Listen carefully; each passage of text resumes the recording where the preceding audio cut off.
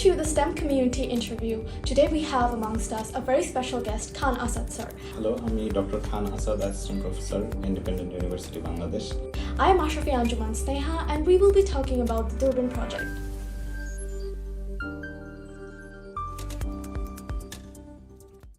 What is the Durbin project? Well, Durbin is a project jointly organized by University of Toronto and IUB.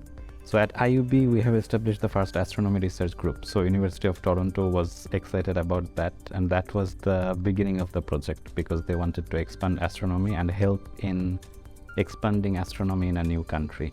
So in Bangladesh, there was astronomy before, but not at the university level. So Durbin was initiated mainly for outreach.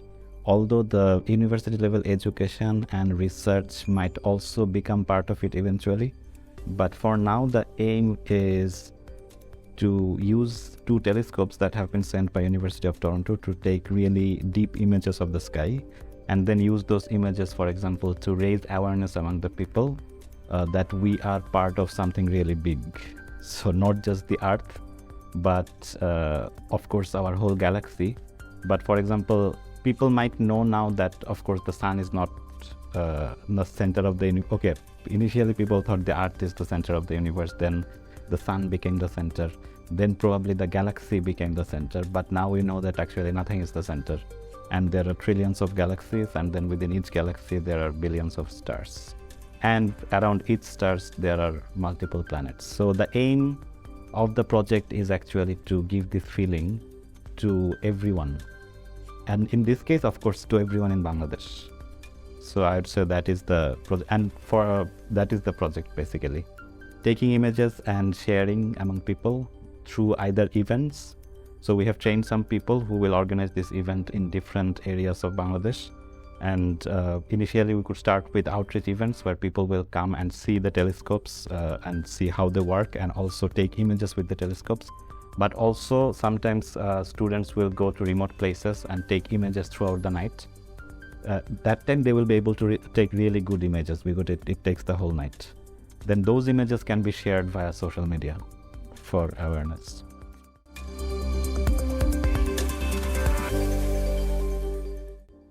What is the inspiration behind this project? Well, the inspiration again maybe is twofold. One inspiration would be to spread astronomy. So the project was initiated by Dr. Lamiya Mowla, who is a postdoctoral research fellow in University of Toronto, specifically DUNLAP Institute for Astronomy and Astrophysics. Now, I'm not sure about her motivation, but from what I can guess is that she was actually involved in astronomy outreach in Bangladesh even before. So she had another initiative called Bangladesh Science Outreach. When she was, so after her undergrad, she had a gap year. So during that time, she did that outreach, Bangladesh Science Outreach. So I think she was interested in spreading science from very early on. So during her PhD, DUNLAP Institute actually had a separate system of giving grants for only outreach. And that's where Durbin came in. So she applied for a grant, got the grant, and then she was looking for people in Bangladesh, various universities, and then finally came to IUB because astronomy was only at IUB. And so one of the inspiration is to spread astronomy awareness among general people. But the other was actually, from Lamiya's perspective, the other inspiration actually was a bit more scientific, because there is a new large telescope is being built in South America. And when that telescope is built, we'll be able to detect thousands of supernova explosions every night. And now some universities are trying to think about a new project because, for example, a large telescope can only detect supernova explosions, but they cannot follow up. So, for example, it is not possible to track one explosion for hours. So now they're thinking if these small telescopes are spread around the world, let's say there are 10,000 people around the world, all equipped with these small eQuinox telescopes, then they can actually, for example, a big telescope can tell you that, okay, a supernova has been found, or any other objects like that, and then people can, for example, on their own try to track the supernova. And this would be part of a citizen science project where everyone contributes the data, but then the data is analyzed by the scientists. So this was another inspiration, that you could do outreach and also help science at the same time. That's a wonderful take. And I guess that's how students will be also benefited. Yes, so students would be benefited in many different ways. One of the ways would be, until now we have taken 16 students, and most of them had a little bit of experience. But what would be interesting for them is that, some of them are interested in building careers in astronomy. So for them, obviously, it would be really a nice experience, because they can, for example, if they want to study astronomy in future, then they can use this project in two different ways. For example, they are going to remote locations and taking images for a long time. And that way they can learn how to do research, because those images can be used for some small research projects. And that will teach them how to do research. Maybe not publish original research, because the telescopes are still very small, but they can at least learn the procedure. This is one type of student, but then there are other type of students who are not interested in building a career in astronomy per se, but maybe in other sciences. Some of them are also from other background, maybe not even from science. But even in that case, astronomy can teach a lot of things. For example, data analysis, and also managing a project, and also giving people the feeling that we are part of the universe. So that way, I think it will be helpful for everyone, all students, because they will be doing a project which needs a lot of commitment. You have to stay out all night and take images. Maybe the sky will be cloudy, and you have to come again and again. So I think this will teach students a lot of other skills as well, aside from astronomy, let's say. Yeah, there is a lot to be learned. And what can they do in order to participate in this project? So for participating in this project, for now, we have selected 16 national volunteers. There was an open call for application. Around 150 students actually applied. From them, 16 were selected. And we are calling them national volunteers. So they will get training, and in their individual regions, they will organize other events.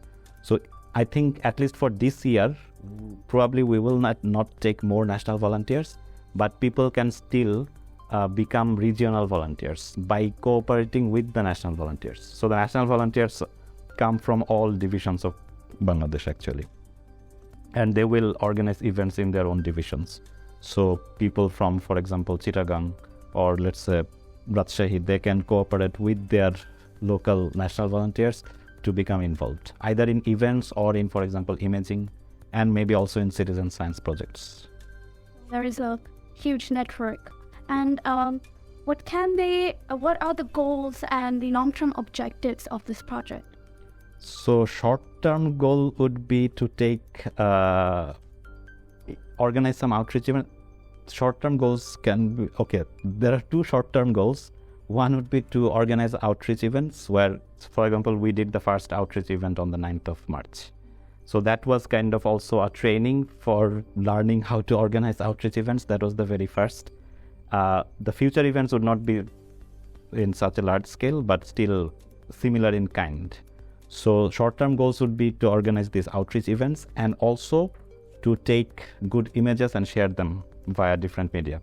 But among the long-term goal, I think we would focus more on citizen science projects. That would be the long-term goal, where students can learn more. And interestingly, actually, the many people from, for example, Unistellar company will also participate in the training sessions, where they will teach the students directly. And also some scientists from University of Toronto might teach the students. So they will get training over the year, and in the long run, let's say in 2 years' time, maybe there will be some really good results from the citizen science projects. It has a lot of potential, and with all that potential, there must be many measures being taken to ensure the success of this project. Yep. So we have to do a lot of things, and a lot can go wrong. That is definitely true. So, for example, to begin with, the 16 volunteers have to organize events in their own divisions, which we have not checked. And we also have to find, for example, secure locations where you can stay overnight and which also has to be extremely remote and dark. So remote and dark usually do not go well with security. So considering all this, initially we are having a little bit of problem in finding good locations. And also the problem is maybe we have found a good location, but we can go there only for 2 nights, which is not enough. Sometimes you have to, if you do not go to the same place for 1 or 2 weeks, then you will not get really good pictures. So there is a difficulty over there. And also for the citizen science projects, it is extremely difficult to actually take really good images. And the training will also take a long time. But the setup is there for almost everything. We have also made a list of people who will give the training. The training will be both online. The first training was at IUB and also at a remote location where we went after the IUB event. And the future events will be online, where people from all divisions will participate. And also we are organizing, for example, night-long observation sessions, which will be streamed online. So for example, on the 9th of March, we did a streaming of the telescope screen in the auditorium. And we can do the same where, for example, maybe the telescope is in Chittagong, somewhere in the hill tracts. And let's say 2 volunteers from Chittagong are there, but they can, for example, share their screen on Zoom, and all the other volunteers can participate in the observation throughout the night.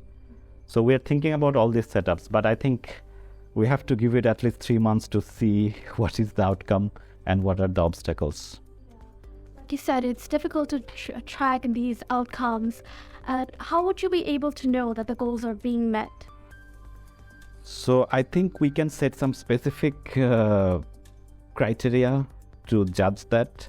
One would be, of course, to see the success of the outreach events. So if the outreach events are successful, I think we would get a lot of response from many people. That would be the very first avenue. The response that we are getting, is the response positive? Also, for example, we want to change the mindset of people a little bit, because people are not used to this type of telescope where there is no eyepiece and you cannot look through your own eye. But we also want to tell people that this is actually normal, and modern astronomy is done that way. Like since last 70 years, let's say, or maybe 50, 70 years, astronomers were never close to a telescope. They were always operating it from a remote location. And that way you can get really good images only this way. If you look through your own eye, you are basically like Galileo, who didn't have camera and didn't have anything to capture the light, things like that. So if we see that people are changing, although it will be very difficult to judge, I understand, but maybe from response of people, for example, people who are contacting us, if we see that we can spread basically these 2 things. One is the modern astronomy is done very differently using because this is actually exactly a miniature of all professional astronomical telescopes.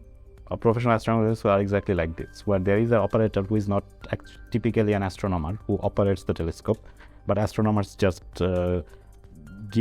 select an object and give reasons behind observing it, things like that. But then the rest is done by observatory people who are just operators. So we want to give that impression how modern astronomy is done, and also the other impression that we are part of the big universe. So one of the criteria would be this, to check how this is spreading among general people. The other would be, of course, the easier criteria would be to check the outcomes of the citizen science projects. One example could be, for example, we could try to detect exoplanets around other stars. So there are planets around every star.